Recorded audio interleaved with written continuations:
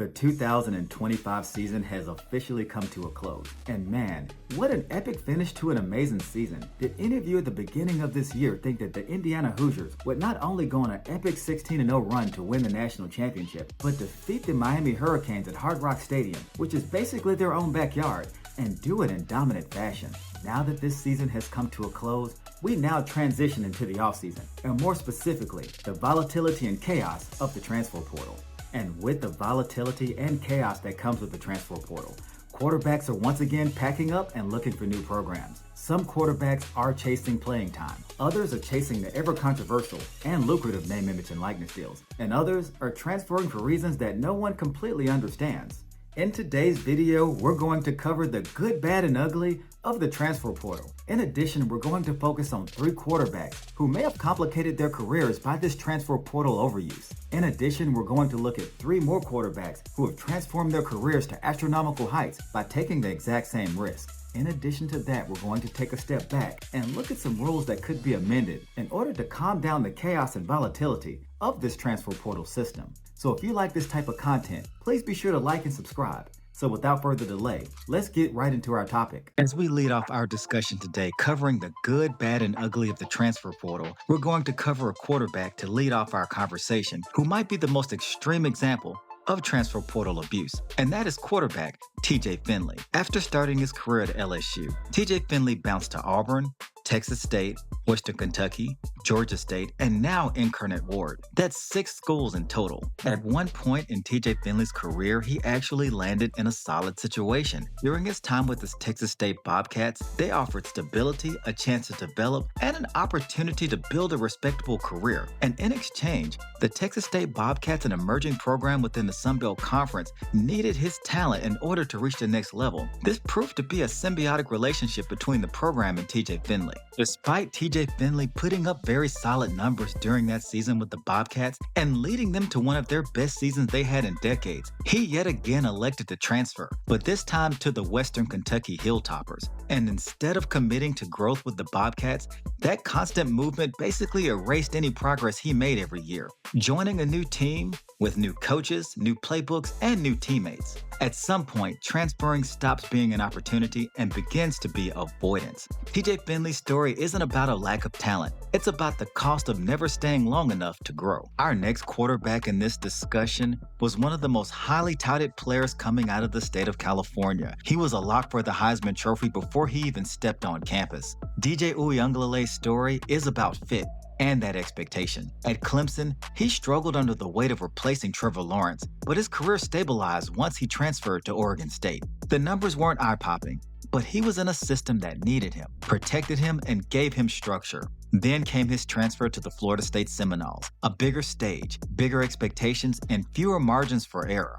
All of the weaknesses that DJ Uiagalelei possessed at quarterback, slow processing, accuracy issues, and confidence, they were exposed at Florida State, and DJ was benched. And just like that, his college football career was effectively over. This wasn't about effort. It was about leaving a good situation for a louder one, and discovering that a louder, more prestigious program doesn't always mean better. Moving to our next quarterback in this discussion is Nico Emiliava, and in my opinion, his case is the most controversial and most relevant to the current scene in modern college football. During his time with the Tennessee Volunteers, he was winning, developing, and reportedly secured a massive name, image, and likeness deal just north of $4 million.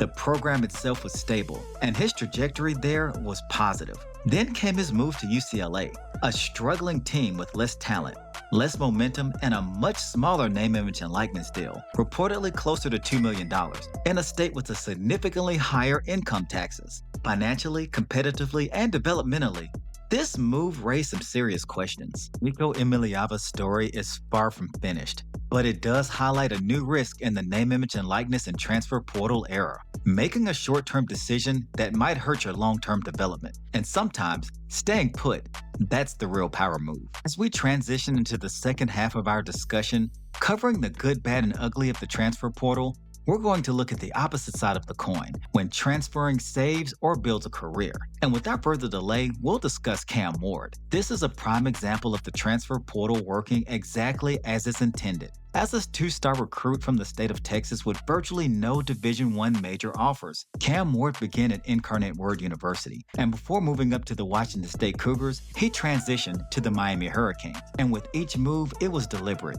Each step matched his growth. And instead of chasing prestige, Cam Ward chased opportunity. And as a result, he maximized his talent at every level, and he emerged as the #1 overall pick in the 2025 NFL Draft. Cam Ward didn't run from competition, he climbed it. Next quarterback in this discussion is Jackson Dart. In my opinion, he made one of the smartest transfers in the modern era. Leaving the University of Southern California, a blue blood program with a massive visibility, he joined Ole Miss under Lane Kiffin, with less glamour but a better fit. Against SEC defenders, Jackson Dart developed toughness, consistency, and credibility. He didn't become a superstar overnight, but he proved that he could play at the highest level, and that decision turned him into an NFL draft pick, something that staying at USC might not have guaranteed. Jackson Dart's lesson is simple. Prestige doesn't develop quarterbacks, systems do.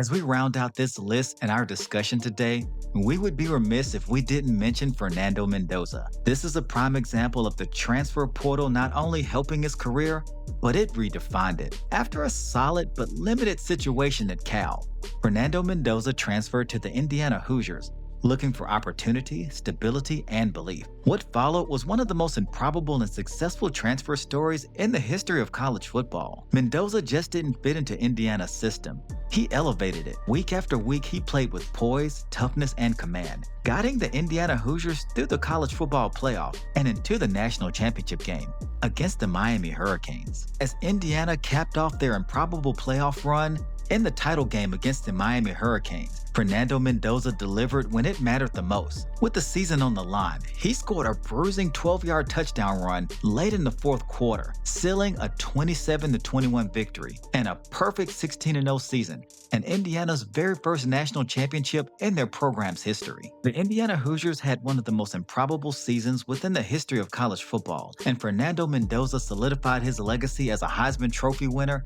and a national champion. His journey from Cal University transferring to Indiana and becoming a national championship quarterback stands as a prime example of the transfer portal working exactly as it's designed. This wasn't a reckless move, it was calculated. And his transfer, he was patient and it was perfectly timed. Fernando Mendoza didn't chase hype or money. He chased fit, development, and opportunity. And in doing so, he turned a career in the crossroads into a championship legacy. As I was doing research on this topic, I began to notice some patterns that was a direct correlation to a quarterback's success or failure when they decided to exercise their right to use the transfer portal. When transfers fail, it's usually because of one of these three reasons. They are chasing money over development, chasing prestige over fit, or transferring too often to build continuity. And when transfers succeed, quarterbacks usually move with purpose, they match a system to their skill set, and they're committing long-term in order to grow.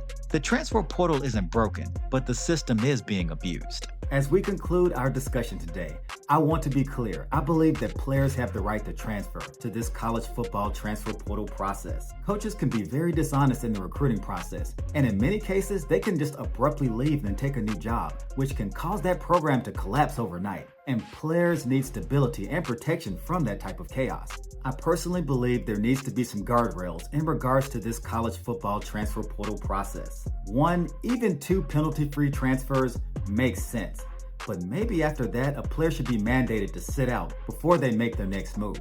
In regards to the name, image, and likeness, I believe that this is an opportunity that even the playing field when colleges are making millions of dollars in revenue, and this gives the player an opportunity to benefit off of this lucrative system. But maybe this is a privilege that should be withheld until a freshman completes at least one semester or their complete season of their sport. And this one single amendment will deter a lot of programs from luring freshmen on campus with these $10, $15, and even $20 million deals before they've even taken a single snap on the college football gridiron. Because at the end of the day, talent needs development, and that development takes time. So tell me, which quarterbacks made the smartest moves within the transfer portal system and they were able to elevate their careers to astronomical heights?